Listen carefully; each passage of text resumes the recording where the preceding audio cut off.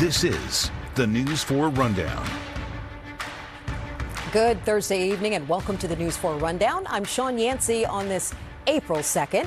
Here's a look at some of the stories we're following for you tonight. It's been more than 2 months now since the Potomac Interceptor broke and sent hundreds of thousands of gallons of raw sewage into the Potomac River. Tonight, a look at the progress being made after an environmental disaster. Plus, the National Capital Planning Commission voted to approve President Trump's White House ballroom just days after a federal judge temporarily paused construction. And heading to the national season opener tomorrow afternoon, well, drivers are being warned about parking tickets and towing in nearby residential neighborhoods. But we begin tonight with some breaking news. President Trump fired U.S. Attorney General Pam Bondi. This is his second major cabinet shakeup in 1 month. 4 weeks ago, the president fired Homeland Security Secretary Kristi Noem. A cascade of leaks suggested the president was ready to let Bondi go. And today on social media, he announced that Bondi was returning to the private sector. Bondi was one of the first cabinet members sworn in and has been a loyal ally since Trump's first term. But 8 sources said the president had been growing frustrated with her because she wasn't delivering on his vision. That included bringing successful cases against the president's perceived enemies. In a post online, Bondi said she will continue to fight for the president and his administration. Deputy Attorney General Todd Blanche, the president's former personal attorney, will take over as acting attorney general. Sources told NBC News that Lee Zeldin, who heads the Environmental Protection Agency, is a top contender to take over the Justice Department. All right, let's take it outside right now for a live look at National Harbor. It looks a little bit, it looks cold outside.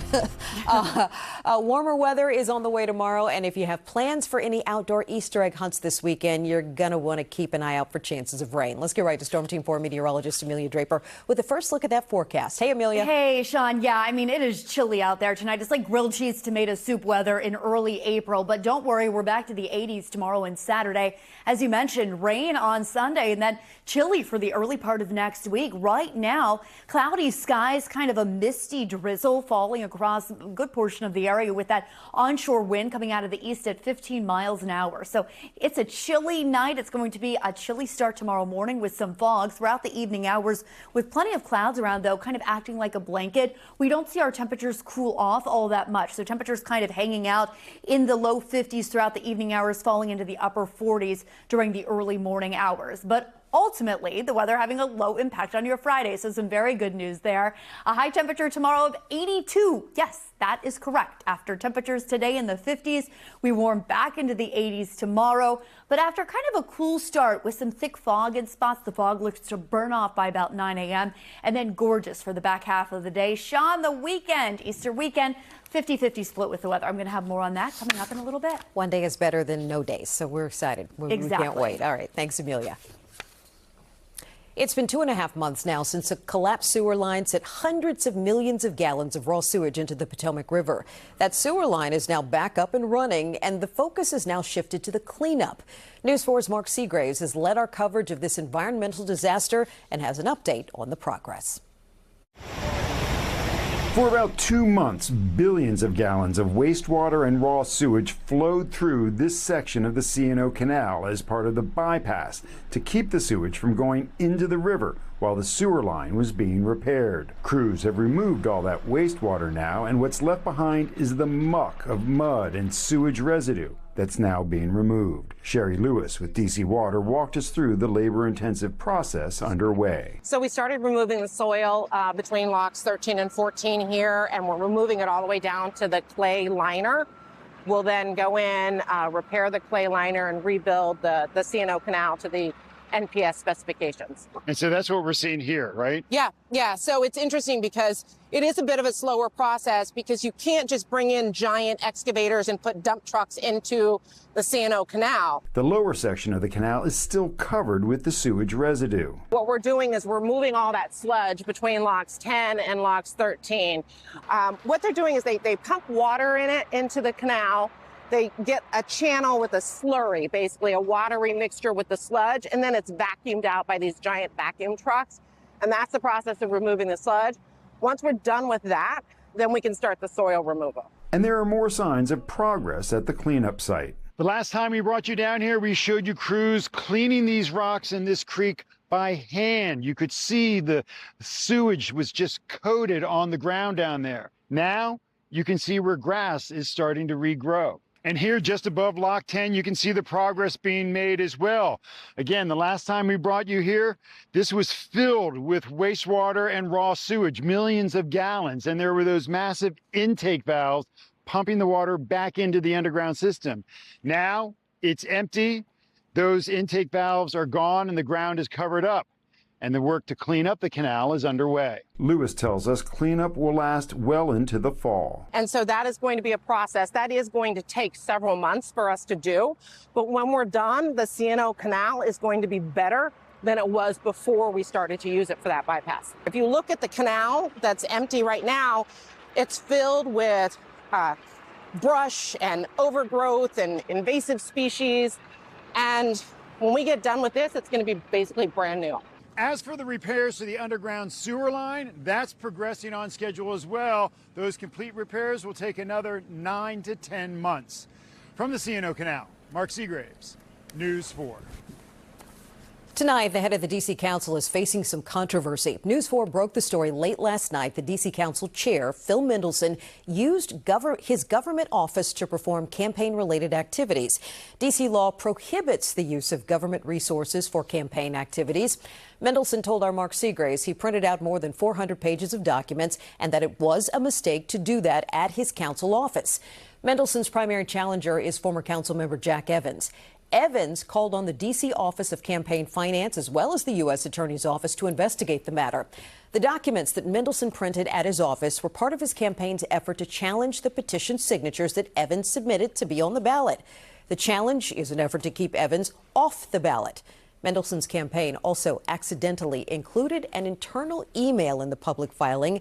The email is from Mendelson's campaign manager, coordinating the printing and pickup of the documents at Mendelson's council office. Today, the National Capital Planning Commission approved President Trump's $400 million plan to build a massive ballroom complex on the site of the old East Wing. The vote comes days after the president revealed changes, including removing stairs adjacent to the south portico and a massive military complex underneath. This afternoon, the Trump-appointed chair of the commission said the current design reflects public feedback.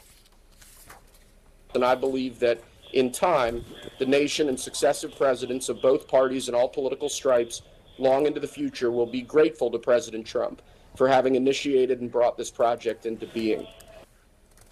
D.C. Council member Phil Mendelson is on that board, voted against the project and said the timeline is being rushed. Despite today's vote, the project is stalled due to ongoing litigation. We are nearing the 50-day mark of the longest partial government shutdown in American history. Tonight, some TSA agents report they've received their paychecks, but many workers in other federal agencies are still working without pay. News 4's Mauricio Casillas shows us the impact the shutdown is having on them. TSA lines may be getting back to normal now that those workers are getting paid, but things are anything but normal for the DHS employees that remain without their paychecks. Some say they felt overlooked during the partial government shutdown, which has now lasted for 48 days. Thousands of civilian Coast Guard workers, employees for FEMA and the Cybersecurity and Infrastructure Security Agency have all been impacted by the ongoing funding lapse at the Department of Homeland Security. And I think the resounding message is they feel forgotten. They feel like they've been left behind. Donnie Brzuska works for Coast Guard Mutual Assistance, an organization that's been helping employees stay afloat financially during the shutdown. They have families that they have to feed too. They have responsibilities outside of our government that are truly important. And when you're not able to put food on the table, keep a roof over your family's head, that's all you can really think about. News 4 spoke to some federal employees who have been impacted by the ongoing government shutdown. They did not want to be identified or speak on camera due to concerns that they may be fired for speaking out. But they tell me it's been incredibly difficult navigating these times, especially since they had to deal with another government shutdown back in the fall. In a post on Truth Social, President Trump said, quote, "I will soon sign an order to pay all of the incredible employees at the Department of Homeland Security. Their families have suffered far too long at the hands of the extreme liberal leaders crying Chuck Schumer and Hakeem High-Tax Jeffries," end quote. The White House did not immediately respond to NBC News' request for comment about the source of the funding. Congressional Democrats have largely opposed providing more funding for ICE and CBP without meaningful reforms. The ongoing shutdown has been criticized by the AFGE, a union representing government employees. In a statement, the group's president called on Congress to pass a bipartisan appropriations deal that pays all DHS workers, adding that legislation should be passed so that no politician can ever hold a public servant's paycheck hostage again. In the district, Mauricio Casillas, News 4.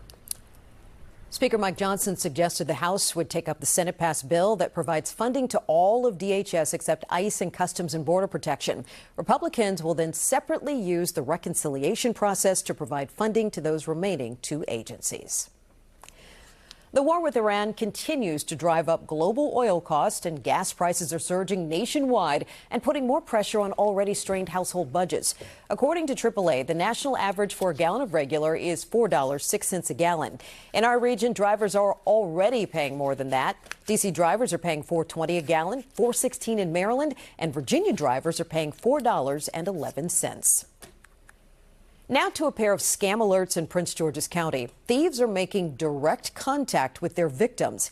In one of the schemes, scammers pose as power company employees, turn off your power, and then demand money to fix it. News 4's Dominique Moody explains how to spot the scammers and guard your money. It all starts with a knock on your door, a suspect pretending to be a Pepco worker, followed by a request to enter your home. Then it takes a turn. And they convinced that they got an alert. They would need to check out your equipment for emergency reasons, and then turn off that electricity and say it's an urgent matter. But your power was fine before the cords were cut. Then fraudsters tell you they need money or a check to turn the power back on. The suspect proceeds to deposit the check or cash without fixing your power.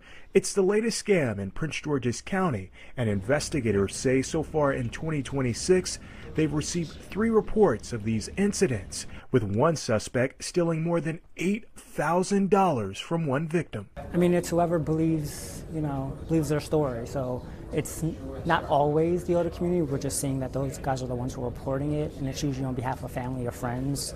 Pepco says there are important tips to remember when it comes to workers who show up to your home. First and foremost, at Pepco, we do not come to a customer's home without notice. Very rarely would you see us come and knock on a customer's door or even ask to come in a customer's home. We typically read meters over the air, so we're not in the home. We do not ask our customers to pay us via cash. If we do ask for payment because we are out, we ask that you call our call centers. News 4 first told you about a scheme involving fraudsters pretending to be a federal or local law enforcement agent or an IT specialist last year. Prince George's County investigators say the scam is now resurfacing again. Police say the suspects convince victims that several of their bank accounts are compromised and instruct victims to withdraw large sums of money from their bank and then give the money to a carrier who shows up to your door, like seen in this video.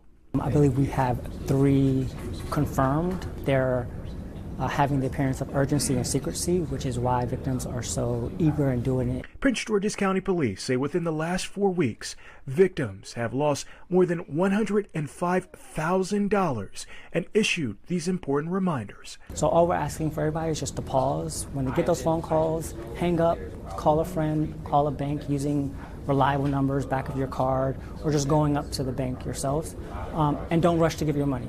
In Prince George's County, Dominique Moody, News 4. Still to come tonight on the News 4 Rundown. After a successful launch, NASA's Artemis 2 astronauts ran into an unexpected issue in orbit. I'm Julie Carey in Fredericksburg, where a man just charged with 3 sex assaults on local trails here is a familiar name to law enforcement across Northern Virginia. He's been charged with sex assault before in Fairfax, Prince William, and Loudoun, but has barely spent any time behind bars. I'll take a look at why and tell you why the evidence in this case might lead to a different outcome.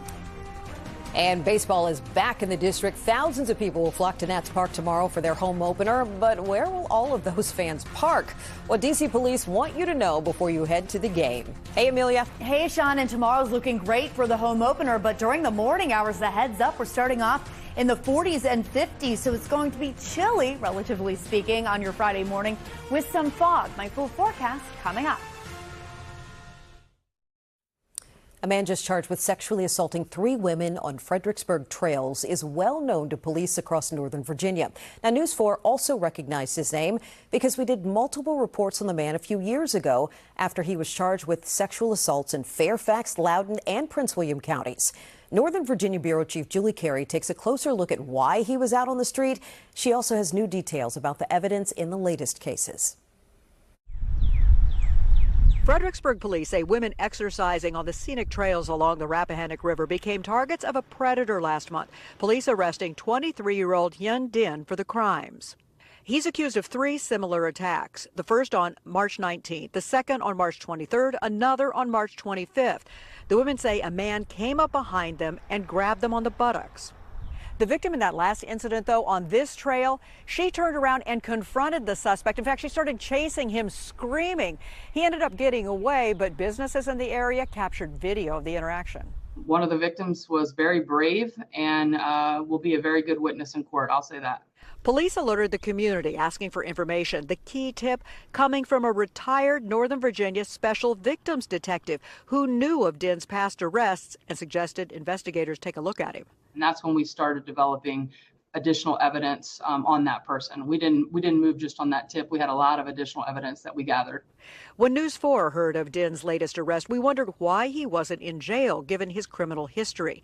News 4 first reported on Din in July of 2023 when he was arrested and charged with attacking a woman pushing a stroller in Chantilly.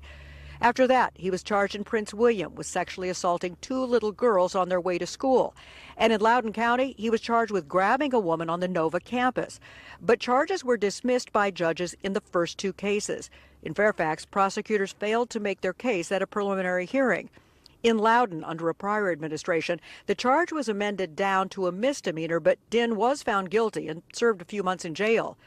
Prince William County Commonwealth's attorney Amy Ashworth remembers the attack on the school kids. This was a really important and scary case for the community. Anytime you have a stranger attack on children, that's quite rare, and we take it very seriously. She says Din pleaded guilty to 2 counts of felony child abuse and misdemeanor sexual battery. Prosecutors planning to seek a 9-year sentence. But she says when a final expected DNA analysis came in after the plea, the judge dismissed the charges. We were surprised, we were shocked when the judge dismissed the charges in their entirety and let him go. Fredericksburg's police chief declining comment on the past cases, but expressing confidence the outcome will be different this time. I can tell you from our case, we're going to do everything we can to collect every piece of evidence to put the best case forward to be able to prosecute this individual to the fullest in the court system. Search warrants reveal police have seized Din's cell phone and hope to find more evidence there. In Fredericksburg, I'm Julie Carey, News 4.